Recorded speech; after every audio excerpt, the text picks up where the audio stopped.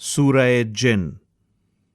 نام الجن اس سورت کا نام بھی ہے اور اس کے مضامین کا عنوان بھی، کیونکہ اس میں جنوں کے قرآن سن کر جانے اور اپنی قوم میں اسلام کی تبلیغ کرنے کا واقعہ تفصیل کے ساتھ بیان کیا گیا ہے۔ زمانہ نزول۔ بخاری اور مسلم میں حضرت عبداللہ بن عباس رضی اللہ تعالی عنہ کی روایت ہے کہ رسول اللہ صلی اللہ علیہ وآلہ وسلم اپنے چند اصحاب کے ساتھ بازار عکاظ تشریف لے جا رہے تھے۔ راستے میں نخلا کے مقام پر آپ صلی اللہ علیہ وآلہ وسلم نے صبح کی نماز پڑھائی۔ اس وقت جنوں کا ایک گروہ ادھر سے گزر رہا تھا۔ تلاوت کی آواز سن کر وہ ٹھہر گیا اور غور سے قرآن سنتا رہا۔ اسی واقعے کا ذکر اس سورت میں کیا گیا ہے۔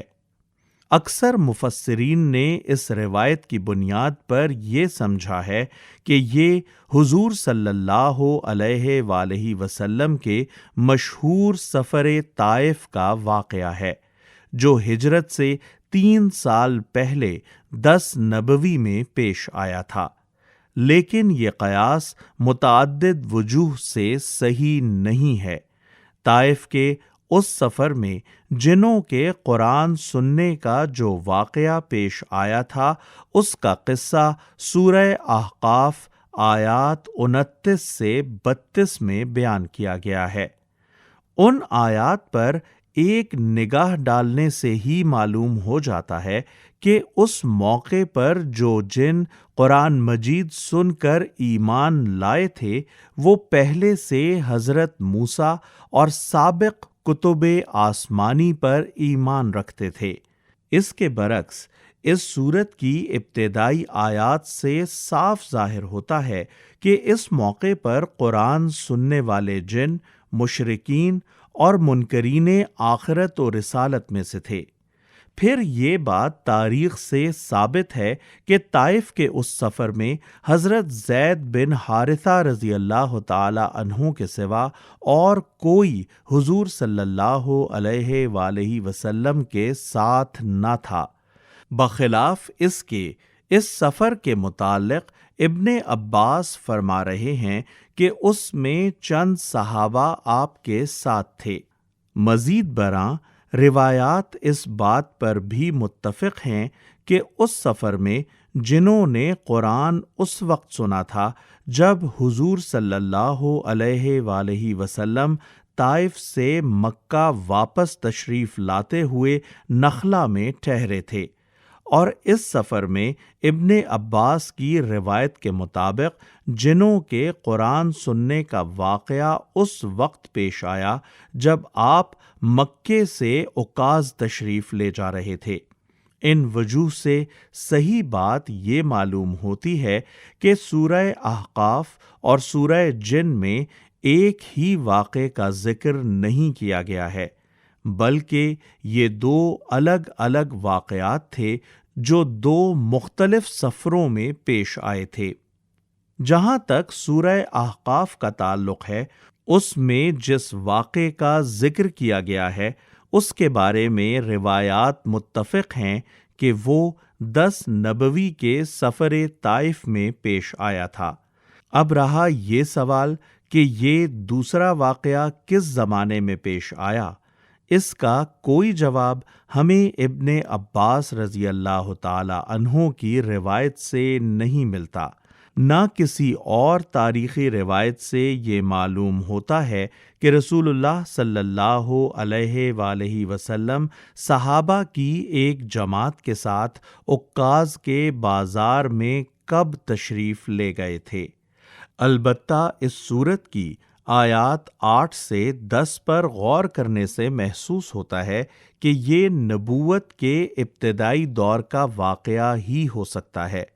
ان آیات میں بیان کیا گیا ہے کہ رسول اللہ صلی اللہ علیہ وآلہ وسلم کی بعثت سے پہلے جن عالم بالا کی خبریں معلوم کرنے کے لیے آسمان میں سنگن لینے کا کوئی نہ کوئی موقع پا لیتے تھے، مگر اس کے بعد یکا یک انہوں نے دیکھا کہ ہر طرف فرشتوں کے سخت پہرے لگ گئے ہیں اور شہابوں کی بارش ہو رہی ہے، جس کی وجہ سے کہیں ان کو ایسی جگہ نہیں ملتی جہاں ٹھہر کر وہ کوئی بھنک پا سکیں۔ اس سے ان کو یہ معلوم کرنے کی فکر لاحق ہوئی کہ زمین پر ایسا کیا واقعہ پیش آیا ہے یا آنے والا ہے جس کے لیے یہ سخت انتظامات کیے گئے ہیں۔ غالباً اس وقت سے جنوں کے بہت سے گروہ اس تلاش میں پھرتے رہے ہوں گے، اور ان میں سے ایک گروہ نے رسول اللہ صلی اللہ علیہ وآلہ وسلم کی زبان مبارک سے قرآن سن کر یہ رائے قائم کی ہوگی کہ یہی وہ چیز ہے جس کی خاطر جنوں پر عالم بالا کے تمام دروازے بند کر دیے گئے ہیں۔ جن کی حقیقت۔ اس صورت کا مطالعہ شروع کرنے سے پہلے یہ جان لینا ضروری ہے کہ جنوں کی حقیقت کیا ہے، تاکہ ذہن کسی الجھن کا شکار نہ ہو۔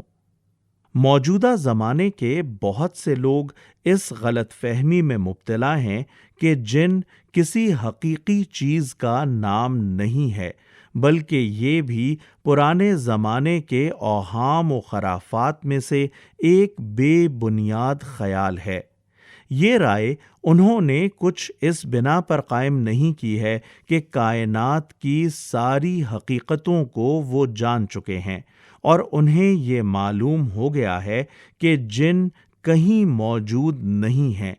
ایسے علم کا دعویٰ وہ خود بھی نہیں کر سکتے، مگر انہوں نے بلا دلیل یہ فرض کر لیا ہے کہ کائنات میں بس وہی کچھ موجود ہے جو ان کو محسوس ہوتا ہے، حالانکہ انسان کے محسوسات کا دائرہ اس عظیم کائنات کی وسعت کے مقابلے میں وہ نسبت بھی نہیں رکھتا جو سمندر کے مقابلے میں قطرے کی نسبت ہے۔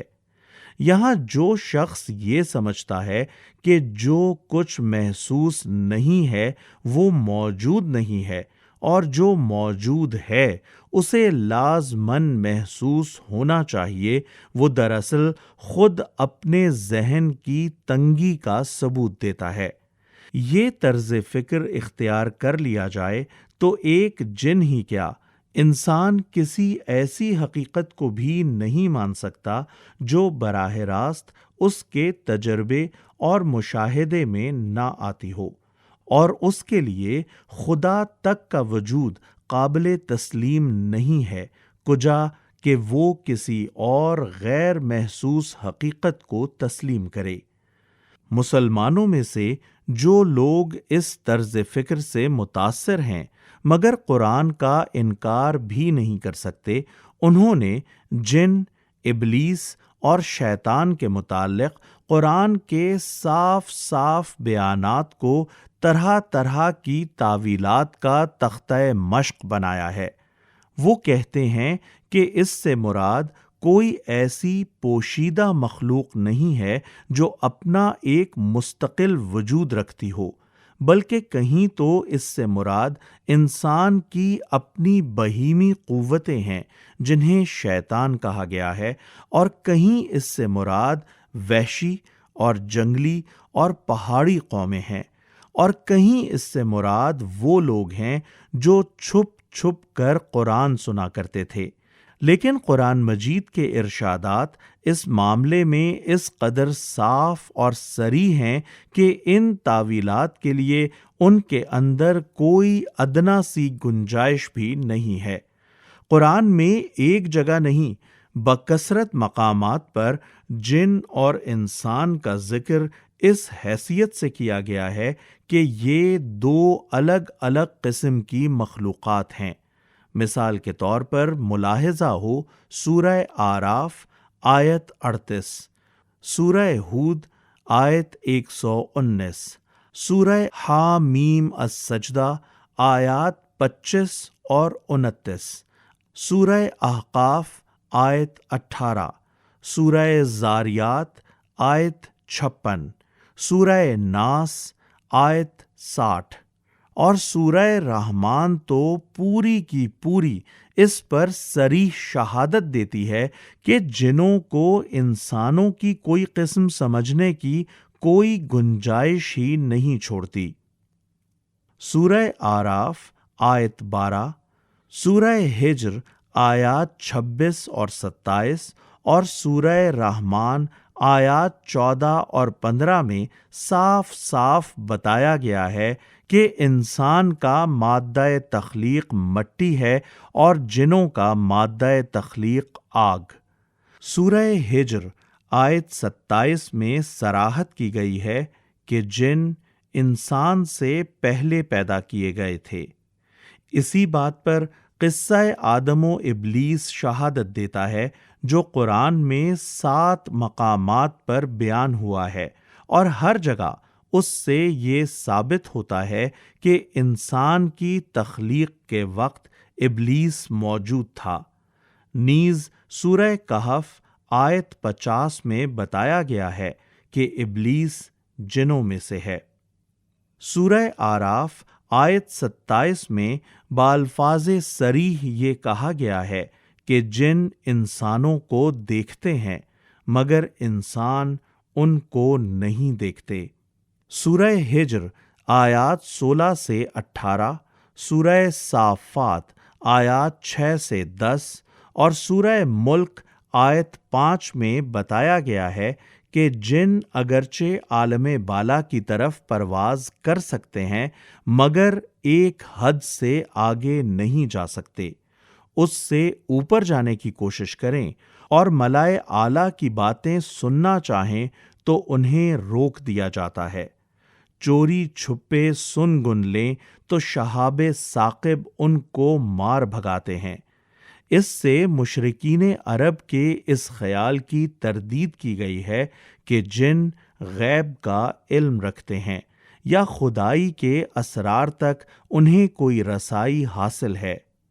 اسی غلط خیال کی تردید سورہ سبا آیت 14 میں بھی کی گئی ہے۔ سورہ بقرہ آیات 30 سے 34 اور سورہ کہف آیت 50 سے معلوم ہوتا ہے کہ زمین کی خلافت اللہ تعالیٰ نے انسان کو دی ہے، اور انسان جنوں سے افضل مخلوق ہے۔ اگرچہ بعض غیر معمولی طاقتیں جنوں کو بھی بخشی گئی ہیں، جن کی ایک مثال ہمیں سورہ نمل آیت 7 میں ملتی ہے، لیکن اسی طرح بعض طاقتیں حیوانات کو بھی انسان سے زیادہ ملی ہیں، اور وہ اس بات کی کوئی دلیل نہیں ہے کہ جانوروں کو انسانوں پر فضیلت حاصل ہے۔ قرآن یہ بھی بتاتا ہے کہ جن انسان کی طرح ایک با اختیار مخلوق ہے، اور اس کو اطاعت اور معصیت اور کفر و ایمان کا ویسا ہی اختیار دیا گیا ہے جیسا انسانوں کو دیا گیا ہے۔ اس پر ابلیس کا قصہ اور سورہ احقاف اور سورہ جن میں بعض جنوں کے ایمان لانے کا واقعہ صریح دلالت کرتا ہے۔ قرآن میں 20 مقامات پر یہ حقیقت بھی بیان کی گئی ہے کہ ابلیس نے تخلیق آدم کے وقت ہی یہ عزم کر لیا تھا کہ وہ نوع انسانی کو گمراہ کرنے کی کوشش کرے گا، اور اسی وقت سے شیاطین جن انسان کو گمراہ کرنے کے درپے ہیں، مگر وہ اس پر مسلط ہو کر زبردستی اس سے کوئی کام کرا لینے کی طاقت نہیں رکھتے، بلکہ وہ اس کے دل میں وسوسے ڈالتے ہیں، اس کو بہکاتے ہیں اور بدی و گمراہی کو اس کے لیے خوشنما بنا کر پیش کرتے ہیں۔ مثال کے طور پر حسب ذیل آیات ملاحظہ ہوں۔ سورہ نساء 117 سے 120، سورہ آراف 11 سے 17، سورہ ابراہیم 22، الحجر 30 سے 42، سورہ نحل 98 سے 100 اور سورہ بنی اسرائیل آیات 61 سے 65۔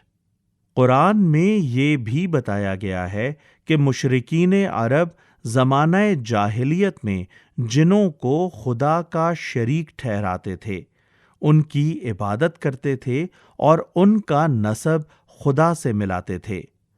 ملاحظہ ہو سورہ انعام آیت 100، سورہ سبا آیات 40 اور 41 اور سورہ صافات آیت 158۔ ان تفصیلات سے یہ بات بالکل واضح ہو جاتی ہے کہ جن اپنا ایک مستقل خارجی وجود رکھتے ہیں اور وہ انسان سے الگ ایک دوسری ہی نوع کی پوشیدہ مخلوق ہے۔ ان کی پراسرار صفات کی وجہ سے جاہل لوگوں نے ان کی ہستی اور ان کی طاقتوں کے متعلق بڑے مبالغہ آمیز تصورات قائم کر رکھے ہیں، حتیٰ کہ ان کی پرستش تک کر ڈالی جاتی ہے، مگر قرآن نے ان کی اصل حقیقت پوری طرح کھول کر بیان کر دی ہے، جس سے معلوم ہوتا ہے کہ وہ کیا ہیں اور کیا نہیں ہیں۔ موضوع اور مباحث۔ اس صورت میں پہلی آیت سے لے کر آیت 15 تک یہ بتایا گیا ہے کہ جنوں کے ایک گروہ نے قرآن مجید سن کر اس کا کیا اثر لیا اور پھر واپس جا کر اپنی قوم کے دوسرے جنوں سے کیا کیا باتیں کہیں۔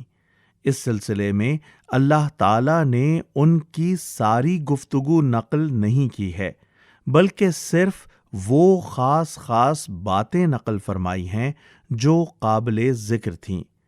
اسی لیے طرز بیان ایک مسلسل گفتگو کا سا نہیں ہے، بلکہ ان کے مختلف فقروں کو اس طرح نقل کیا گیا ہے کہ انہوں نے یہ کہا اور یہ کہا۔ جنوں کی زبان سے نکلے ہوئے ان فقروں کو اگر آدمی بغور پڑھے تو بآسانی یہ بات سمجھ میں آ جاتی ہے کہ ان کے ایمان لانے کے اس واقعے اور اپنی قوم کے ساتھ ان کی اس گفتگو کا ذکر قرآن میں کس غرض کے لیے کیا گیا ہے۔ ہم نے اپنے حواشی میں ان کے اقوال کی جو تشریحات کی ہیں وہ اس کا مقصد سمجھنے میں مزید مددگار ہوں گی۔ اس کے بعد آیت 16 سے 18 تک لوگوں کو فہمائش کی گئی ہے کہ وہ شرک سے باز آ جائیں اور راہ راست پر ثابت قدمی کے ساتھ چلیں تو ان پر نعمتوں کی بارش ہوگی، ورنہ اللہ کی بھیجی ہوئی نصیحت سے منہ موڑنے کا انجام یہ ہوگا کہ وہ سخت عذاب سے دوچار ہوں گے۔ پھر آیت 19 سے 23 تک کفار مکہ کو اس بات پر ملامت کی گئی ہے کہ جب اللہ کا رسول دعوت اللہ کی آواز بلند کرتا ہے تو وہ اس پر ٹوٹ پڑنے کے لیے تیار ہو جاتے ہیں، حالانکہ رسول کا کام صرف اللہ کے پیغامات پہنچا دینا ہے۔ وہ اس بات کا مدعی نہیں ہے کہ لوگوں کو نفع یا نقصان پہنچا دینا اس کے اختیار میں ہے۔ پھر آیات 24 اور 25 میں کفار کو متنبہ کیا گیا ہے کہ آج وہ رسول کو بے یار و مددگار دیکھ کر اسے دبا لینے کی کوشش کر رہے ہیں، لیکن ایک وقت آئے گا جب انہیں معلوم ہو جائے گا کہ اصل میں بے یار و مددگار کون ہے۔ وہ وقت دور ہے یا قریب، رسول کو اس کا علم نہیں ہے، مگر بہرحال اسے آنا ضرور ہے۔ آخر میں لوگوں کو بتایا گیا ہے کہ عالم الغیب صرف اللہ تعالی ہے، رسول کو صرف وہ علم حاصل ہوتا ہے جو اللہ تعالیٰ اسے دینا چاہتا ہے۔ یہ علم ان امور سے متعلق ہوتا ہے جو فرائض رسالت کی انجام دہی کے لیے ضروری ہوتے ہیں، اور یہ علم ایسے محفوظ طریقے سے دیا جاتا ہے جس میں کسی بیرونی مداخلت کا امکان نہیں ہوتا۔ بسم اللہ الرحمن الرحیم۔ اللہ کے نام سے جو بے انتہا مہربان اور رحم فرمانے والا ہے۔ قل اوحی الی انہ استمع نفر من الجن فقالوا انا سمعنا قرآنا عجبا۔ اے نبی کہو، میری طرف وحی بھیجی گئی ہے کہ جنوں کے ایک گروہ نے غور سے سنا۔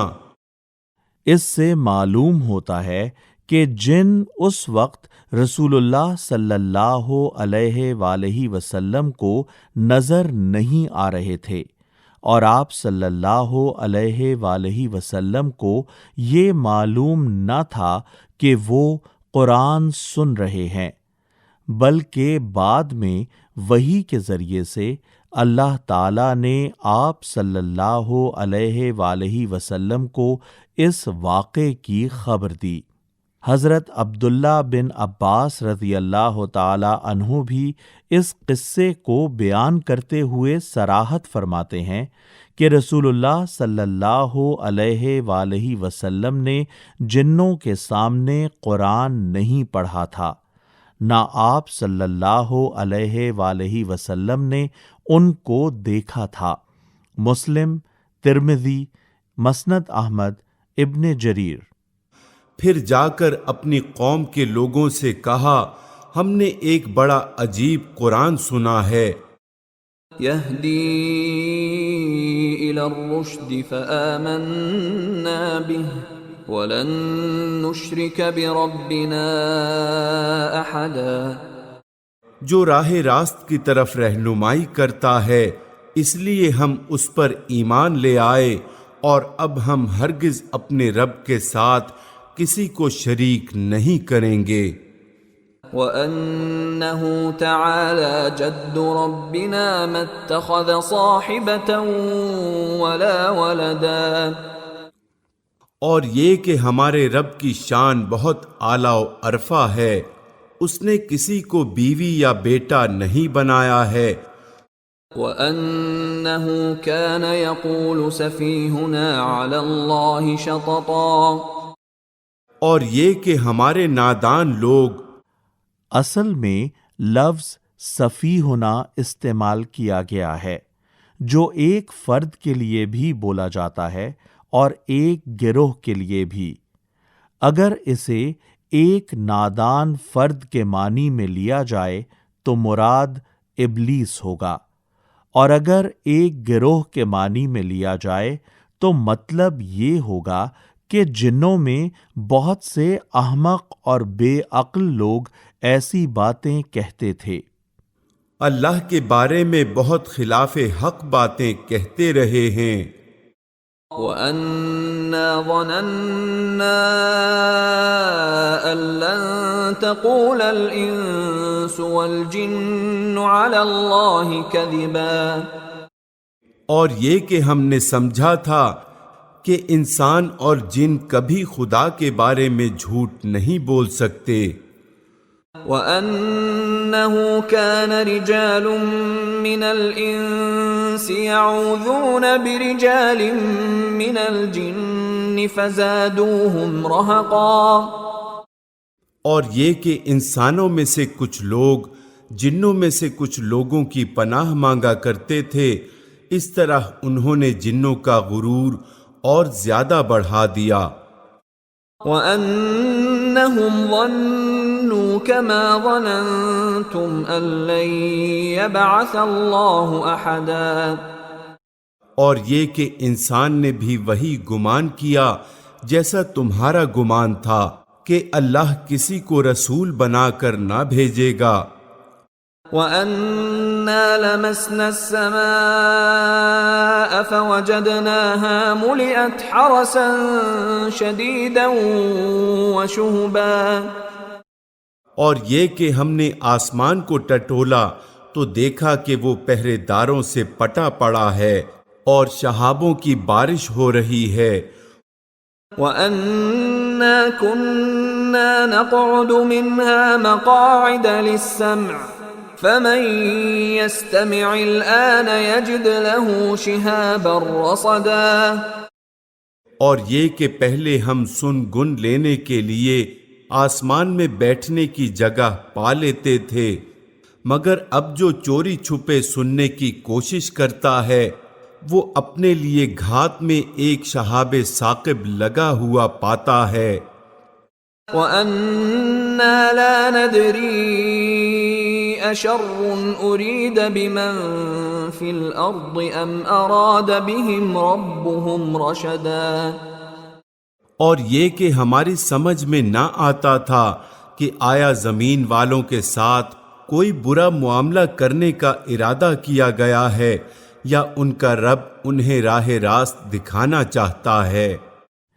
اس سے معلوم ہوا کہ یہ جن آسمان کی یہ کیفیت دیکھ کر اس تلاش میں نکلے تھے کہ آخر زمین پر ایسا کیا معاملہ پیش آیا ہے یا آنے والا ہے جس کی خبروں کو محفوظ رکھنے کے لیے اس قدر سخت انتظامات کیے گئے ہیں کہ اب ہم عالم بالا میں سن گن لینے کا کوئی موقع نہیں پاتے اور جدھر بھی جاتے ہیں مار بھگائے جاتے ہیں۔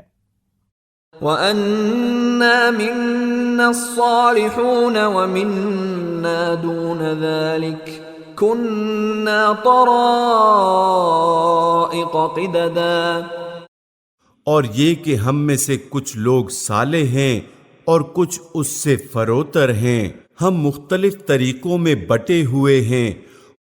وَأَنَّا ظَنَنَّا أَن لَّن نُّعْجِزَ اللَّهَ فِي الْأَرْضِ وَلَن نُّعْجِزَهُ هَرَبًا۔ اور یہ کہ ہم سمجھتے تھے کہ نہ زمین میں ہم اللہ کو عاجز کر سکتے ہیں اور نہ بھاگ کر اسے ہرا سکتے ہیں۔ مطلب یہ ہے کہ ہمارے اسی خیال نے ہمیں نجات کی راہ دکھا دی۔ ہم چونکہ اللہ سے بے خوف نہ تھے اور ہمیں یقین تھا کہ اگر ہم نے اس کی نافرمانی کی تو اس کی گرفت سے کسی طرح بچ نہ سکیں گے، اس لیے جب وہ کلام ہم نے سنا جو اللہ تعالی کی طرف سے راہ راست بتانے آیا تھا تو ہم یہ جرت نہ کر سکے کہ حق معلوم ہو جانے کے بعد بھی انہی عقائد پر جمے رہتے جو ہمارے نادان لوگوں نے ہم میں پھیلا رکھے تھے۔ وَأَنَّا لَمَّا سَمِعْنَا الْهُدَىٰ آمَنَّا بِهِ فَمَن يُؤْمِن بِرَبِّهِ فَلَا يَخَافُ بَخْسًا وَلَا رَهَقًا۔ اور یہ کہ ہم نے جب ہدایت کی تعلیم سنی تو ہم اس پر ایمان لے آئے، اب جو کوئی بھی اپنے رب پر ایمان لے آئے گا اسے کسی حق تلفی یا ظلم کا خوف نہ ہوگا۔ وَأَنَّا مِنَّا الْمُسْلِمُونَ وَمِنَّا الْقَاسِطُونَ فَمَنْ أَسْلَمَ فَأُولَئِكَ تَحَرَّوْا رَشَدًا۔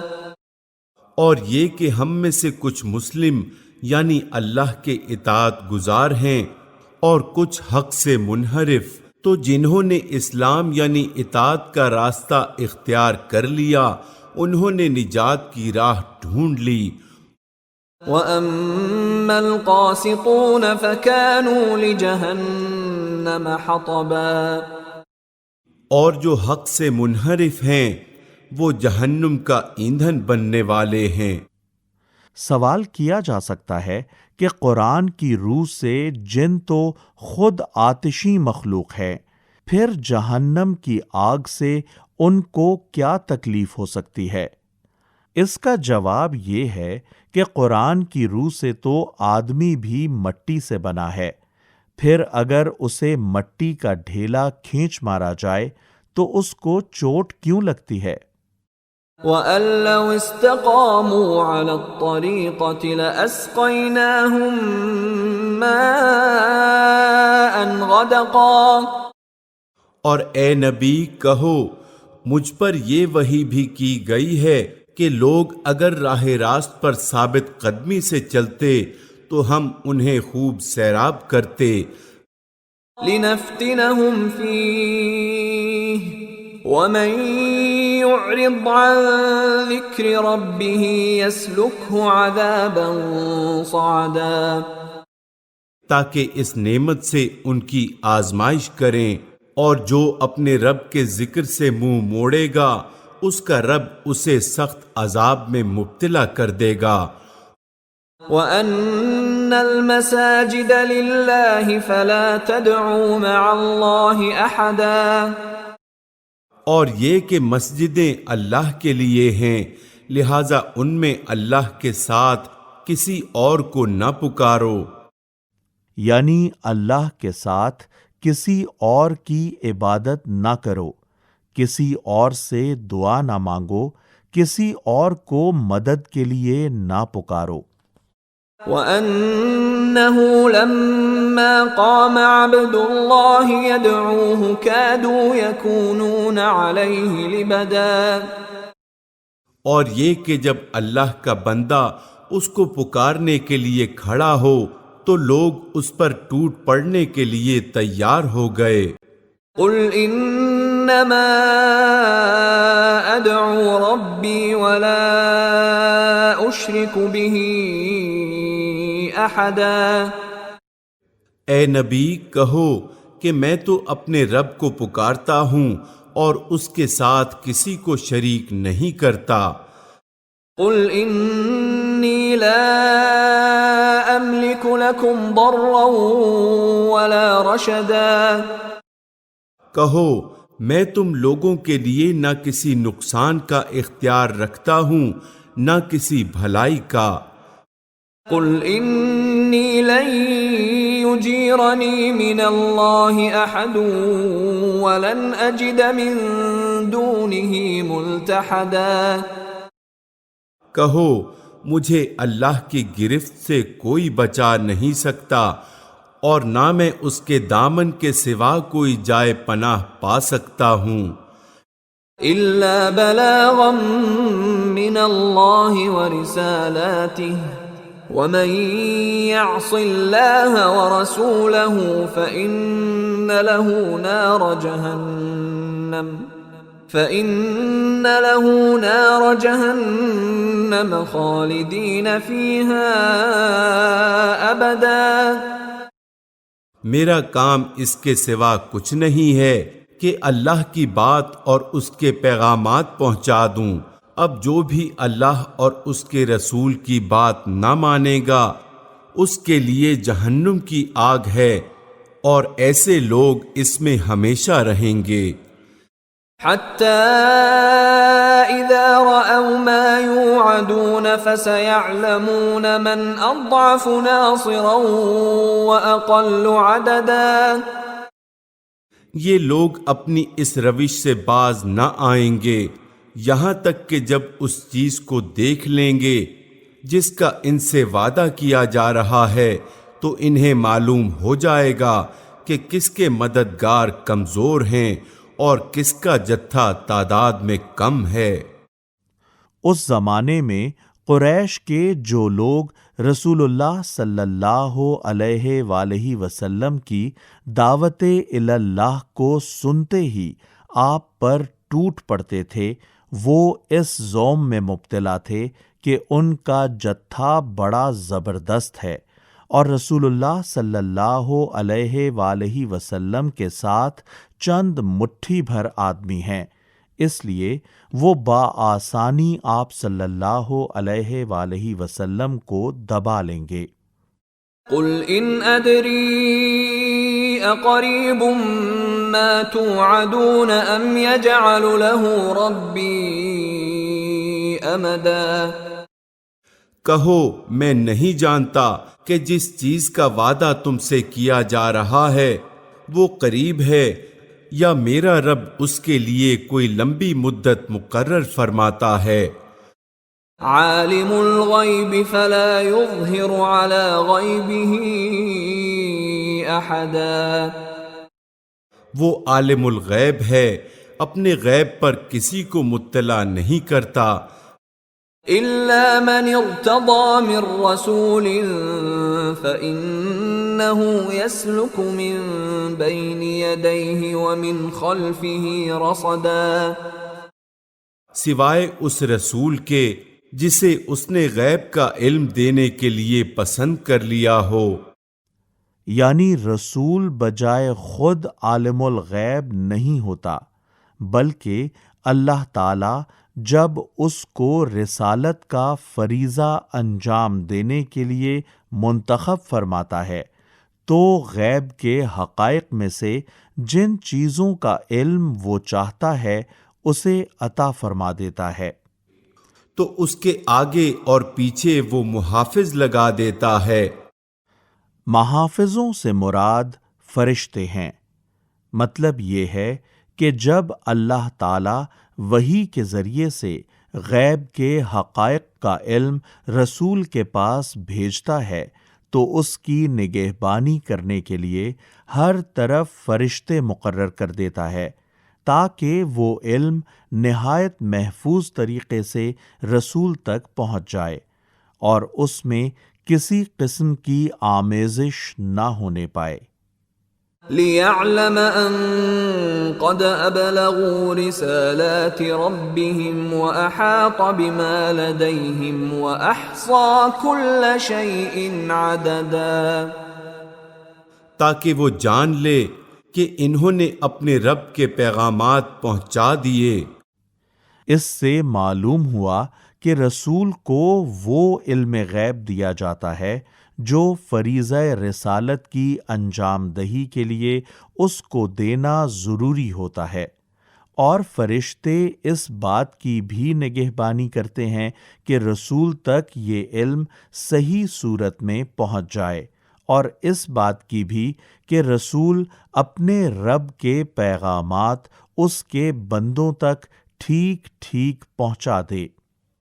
اور وہ ان کے پورے ماحول کا احاطہ کیے ہوئے ہے اور ایک ایک چیز کو اس نے گن کر رکھا ہے۔ یعنی رسول پر بھی اور فرشتوں پر بھی اللہ تعالی کی قدرت اس طرح محیط ہے کہ اگر بال برابر بھی وہ اس کی مرضی کے خلاف جنبش کریں تو فوراً گرفت میں آ جائیں، اور جو پیغامات اللہ تعالیٰ بھیجتا ہے ان کا حرف حرف گنا ہوا ہے۔ رسولوں اور فرشتوں کی یہ مجال نہیں ہے کہ ان میں ایک حرف کی کمی بیشی بھی کر سکیں۔